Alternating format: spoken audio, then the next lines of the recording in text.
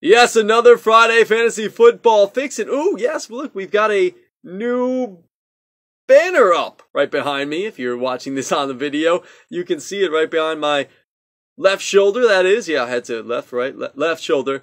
We're talking running backs. No, we were talking wide receivers right now.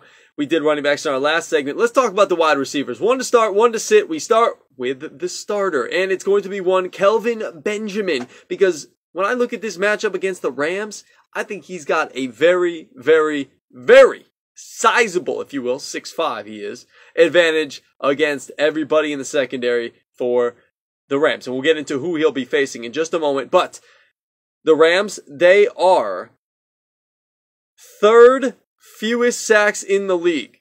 Why is this good for Kelvin Benjamin, you might ask? Well, if you look at Cam Newton, he hasn't been the regular Superman Cam that we're used to seeing.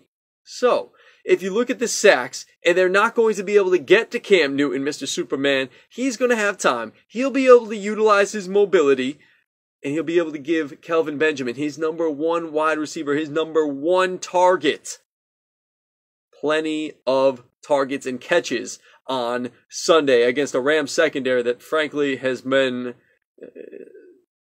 left much to be desired so far this season. And Kelvin Benjamin, 70-plus yards in 3 straight games, so he's kind of getting his groove back a little bit here in this Carolina offense after missing the entire season last year. And he'll be matched up with 5'10" EJ Gaines. And yes, I did mention Kelvin Benjamin is 6'5", so he's got that sizable advantage, and there will be plenty of yards to gain on Mr. Gaines this weekend. So I'm starting Kelvin Benjamin across the board in fantasy football this week. And we're going to sit down a Lions wide receiver who was off to an incredibly hot start. Came over from the Bengals. Yes, that's right, Marvin Jones.